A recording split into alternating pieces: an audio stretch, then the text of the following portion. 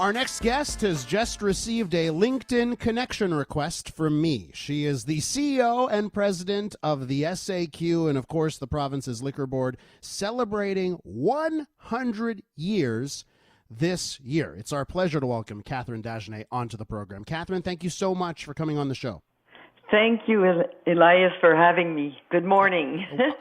Listen, I don't know if you've spoken to Sophie Brochu from Hydro-Quebec. She comes on the show all the time, and we always have the most delightful discussions. I want to thank you for coming on the show today, because I do find, managing a Crown corporation to be so interesting. First things first, let's talk a bit about you. Let's introduce you to our listeners. You've been with the SAQ for quite some time, right? Like around 20 years? 21 years, to be precise. And so tell me about how you ended up at the SAQ and your path to end up with the top job. Well, when I was hired at the SAQ, I was in charge of a group of stores. I was district manager. My past job was at Hallmark Cards, and I wanted to change and work in the wine and spirits industry. And I've worked my way across. I've had different opportunities at the SAQ, working with marketing, introducing the Inspire program, introducing Click and Collect, when you order online and you ship to the store or at home.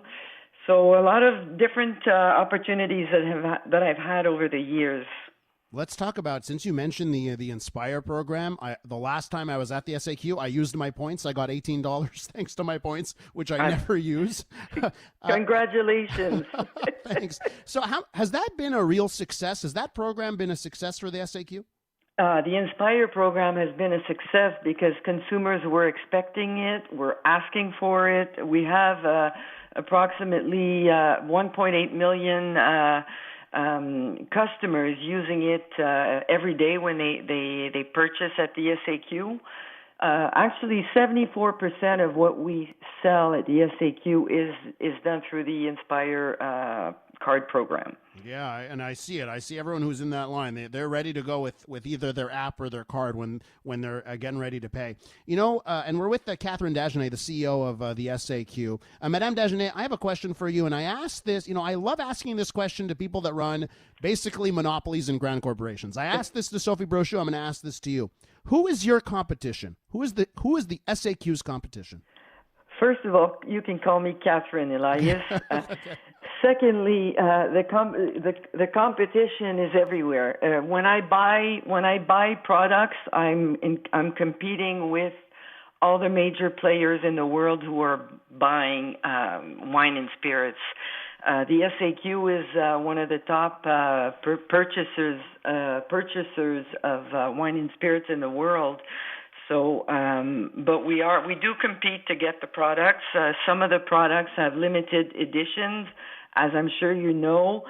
So that's my competition, the world. Everybody buying and selling alcohol. Sure, but for our listeners who have to buy the alcohol, who have to choose where to buy the alcohol, they're not viewing, let's say, worldwide players as their options. They're viewing, the dépanneur. Yeah. So when it comes to that, who is your competition on the retail market in Quebec? Well, in the retail market, the competition is the beer. The beer market, first of all, is almost 50% of what Quebecers drink is beer. So if you want to talk about pure competition, but if you want to talk about competition with regards to the discretionary budget, yes, that's also my competition. The discretionary dollar that the consumer has in their pocket, they have a choice. They can buy a $25 bottle of wine, or they can buy a $25 bouquet of flowers, for example. Is the SQDC competition? Well, some people might say so. We haven't seen it in our numbers so far. Obviously, we track it. The SQDC responds to a specific market that used to be that is I'm sure still is partly the black market. Yes. But yes, it could be a competition for sure. Let's talk about the 100 years of the Yes. SAQ. What should we be looking forward to? What's in store as you celebrate 100 years? Well, first of all, the SAQ, like you said, is a crown corporation. It belongs to all of us. It belongs to all Quebecers, and I think that we should all be proud of where we're at now. When the SAQ was born 100 years ago, the Quebecers, the state of Quebec in North America, was the first one to say, we're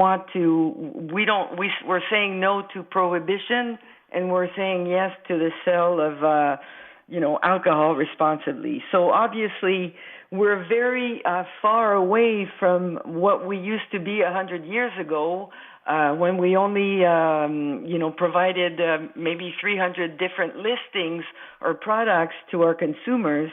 Nowadays, we're offering them 15,000 products a year in our stores. So what's in store for the future? What's in store for the consumer?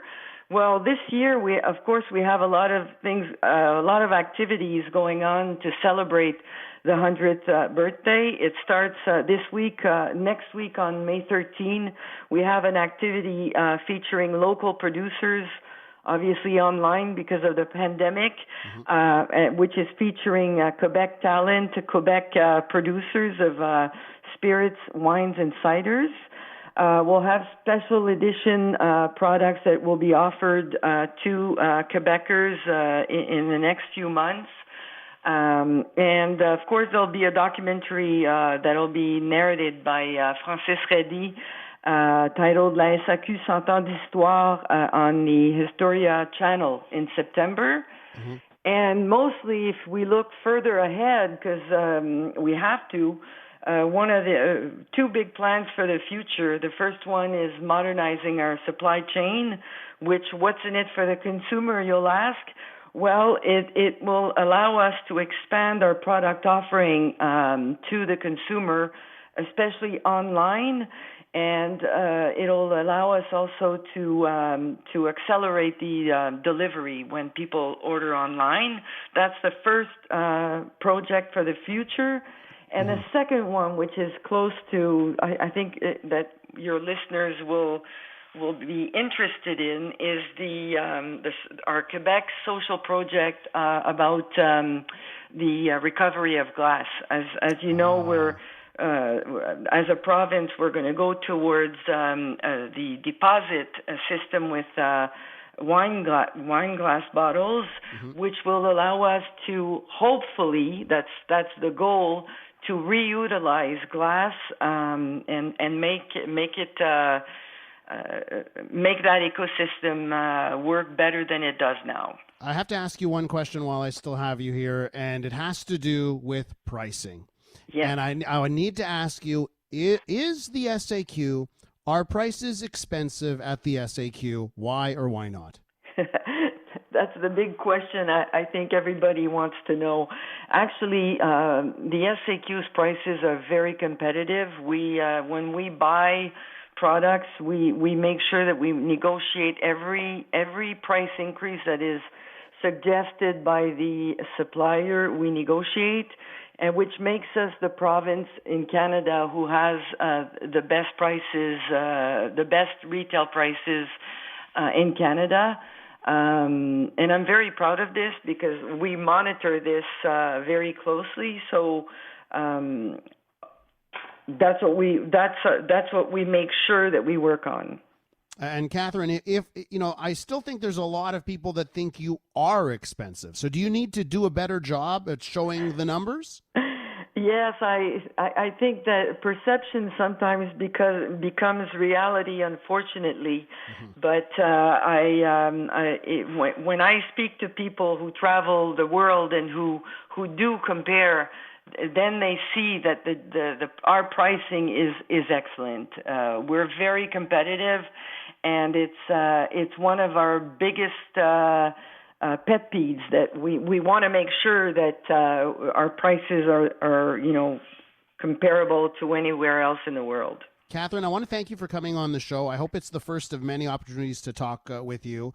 Also, accept my request on LinkedIn. I just sent you one. I promise I will, and thank you for the invitation, and I do want to come back. And let me tell you, I'm just looking at your resume here. You went to the Wharton School in Pennsylvania. Wow, you got a great resume. Catherine, come back anytime. Thank you, Elias. Bye-bye. That's Catherine Dagenais, President and CEO of the SAQ.